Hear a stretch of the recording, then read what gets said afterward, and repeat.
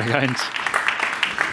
So last year, I was sitting here, nervous, excited, and I pitched that music and creativity could bring people together to explore science, research, and well-being.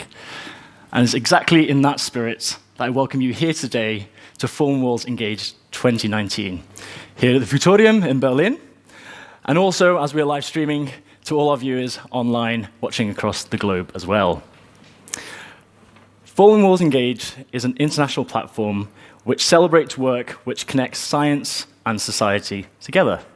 And this year we have 21 inspiring finalists from all across the world who will share the diverse and exciting work that, to us here today, and to our jurors as well, who have no doubt the very difficult decision of awarding this year's Falling Walls Science Engagement of the year 2019. I was delighted to be asked to come back. I've got to meet some of these guys yesterday at the community workshop, Sharing Learning, so no matter what happens, I know it's going to be incredibly exciting as well. But today, as your moderator, I have 3 jobs. Keep it short, welcome people on and off stage, moderate the questions, and make sure they're questions. And, of course, most importantly, to keep everyone to time. So, we need to say a big thank you today for everyone who made this happen, the team, everyone's here, of course, the Fallen Walls Foundation and the Robert Bosch Foundation. And now I'm going to welcome Katrin Rehak onto the stage to give a formal welcome. Thank you. Please welcome Dr. Katrin Rehak-Nitsche, Senior Vice President, Science and Research of the Robert Bosch Stiftung and Vice Chair of the Falling Walls Engage jury. So, good morning, everyone. It's an honor to greet you all and welcome you here in this wonderful house, actually, and in the name of the Robert Bosch Foundation and in the name of the Falling Walls Foundation. We are partnering, and Ceilidh Hoyes, the new managing director, is somewhere else, as you might have noticed that this house is full of people today. Ah, you are here, great, hi. Wonderful, so she's here even to greet you, Ceilidh. Yeah, and we partnered actually for this wonderful program, Engage. And this is for bringing together science communicators and science engagers from all over the world. And this year is actually the 2nd edition, we could say so. And we are gathering once a year from all over the world. What we share actually is a common interest in and appreciation of science engagement and science communication. And what we want to do is to present the best science engagement projects out of actually 81 applications, which is a great number from over 44 countries. Please have an applause for all these nice applicants.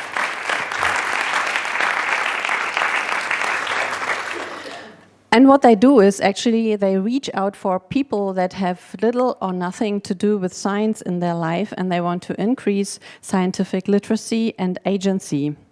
They emphasize the responsibility of science also for the of science and the scientific community to work actually for the benefit of society and humanity. And why do we care? So I can make it quite short, although of course it's a little bit more complex. We live in times where climate change seems to be an opinion for some people. And we live in times where bacteria and viruses are non-existing for some people. And we think that actually the scientific community has a responsibility and an important and crucial role to play in working hard against this trend. And if people turn away from facts and rationality, we think that democratic discourse actually is in danger. And so we are committed that we can help with that. We can help with science engagement to reach out for people, we can empower them, and we can give them a voice. And how do we do that? So we need to engage with them in a real dialogue, with people going into schools, going into shopping centers, going into sports clubs, into pubs, into neighborhoods, just where people are. And we need a dialogue where scientists actually also listen and ask questions. And the projects we see today, they show and prove that we can do that. And all these fabulous projects presenting themselves in a couple of minutes, they have sparked the interest of people in science, and they have sparked their interest in exploring new things. Some of them also involved lay people in their projects in order to open up their work, the work of scientists, for a higher societal impact. And some people call that co-creation, but we also like the term joint puzzling. So usually the advisory board, who's here as well, chooses something like 20 applicants to come to Berlin and present their work. Unfortunately, we had quite some visa problems this year. So a Libyan applicant, for example, engaging with youth with robots, he was not granted a visa, unfortunately. And another applicant from Sri Lanka, neither. Luckily, he will be presented by a colleague who's here in Berlin. So this is why we actually see 21 finalists today for the ones who are counting. And actually, this also shows that there are many more walls in the world to be torn down. On a much lighter note, I have some good news to share, which is good on such a day, and I'm really excited to announce that actually our partnership will be expanded, and 3 more foundations have joined us for Falling Walls Engage, and this is now a real global partnership. So this will be the Wellcome Trust from UK, it will be the Jan Zuckerberg Initiative from the US, and the Gordon and Betty Moore Foundation also from the US. And please give a hand to that.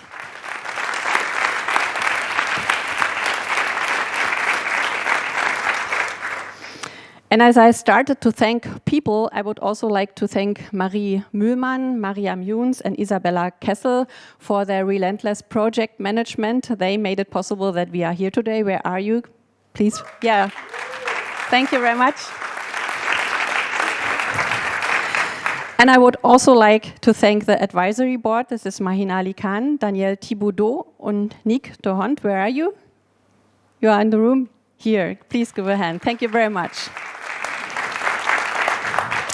And also a big thank you already now, although it's maybe a little bit early, but you will do a good job, I hope so, for the jury members who really have the toughest job today. They have to choose a winner, which will be quite a task with all these wonderful projects we will see today. And a big thank to Melanie Smallman. She will maneuver us to these stormy weathers today. So thank you.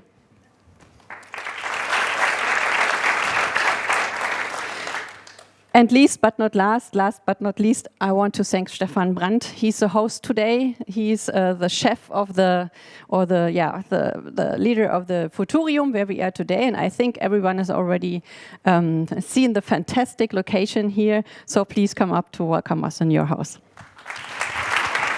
Please welcome Dr. Stefan Brandt, Director of the Futurium. Thank you, Katrin. A very warm welcome to all of you. As you said, my name is Stefan. I'm the director of this house, and I would like to give you some, let's say, introductory remarks about this place. We call the Futurium a house of futures, but at the same time, it is located on a place with a past. And if you could go forward with the slide, thank you very much. You see the burden past here, because the Futurium, where we are today, is located exactly on a place where the Berlin Wall ran through. And 30 years ago, here was basically nothing besides this wall. And this is because the Eastern German border troops, they brought down all the buildings here to have a free shooting field to prevent people from escaping the GDR, and I think it was unthinkable by then that that one place like this would be created, would be built up, that is dealing day by day with our future. So what an amazing change, and I think it's worth to take this view back in time to understand how far we reached in this 30 years. The Futurium. What's the Futurium? The Futurium is a platform of interdisciplinary and participative engagement with possible, with desirable, as well as utopian or even dystopian futures. And I think in this form, it's still unique, at least in Europe. It's a combination of 3 programmatic pillars. We have the exhibition, and in this exhibition, the people can inform themselves about different approaches, ideas, and visions of the future. And our exhibition is liquid, which means it will change more or less, I would say day by day, but at least month by month, with updates and with new ideas, so such as Future is. In our forum, people can exchange their ideas about future topics, and there are many formats. We have quizzes here, but we have also high-level scientific talks. We try to address as many people as possible and to connect them with future topics.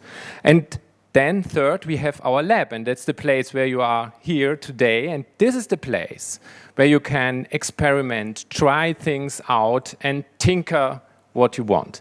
So this is a place very popular, of course, with young people, and I think it's the best place for our engaged format today.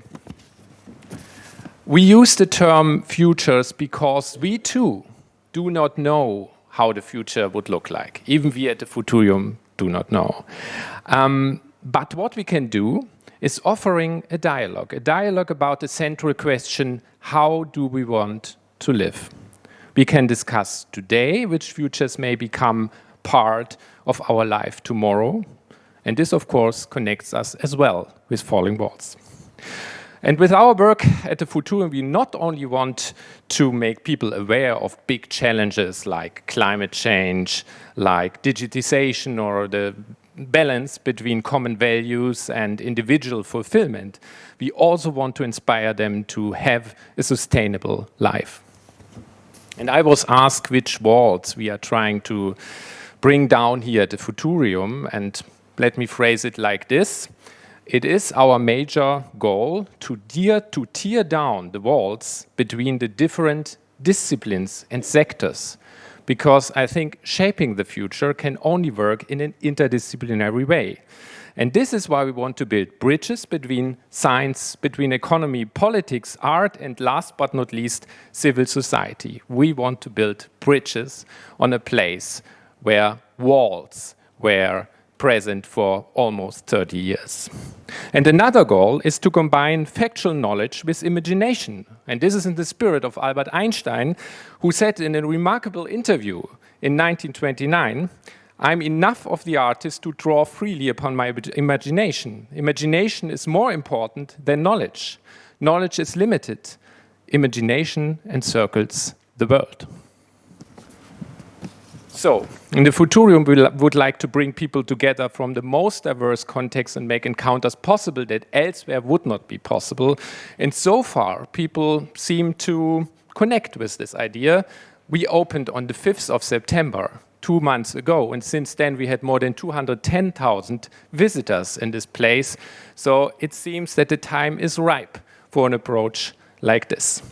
And I appreciate every day the opportunity to meet new people, new ideas, and that's, by the way, the reason why I appreciate so much that we have Falling Walls engaged here as our guests, and I'm so curious to learn more about all these ideas presented today that might change the world to the better. And that's from me for the moment. I will hand over to Louis Hu, and he will guide you through the morning and the afternoon. Let's start shaping our future. Thank you very much.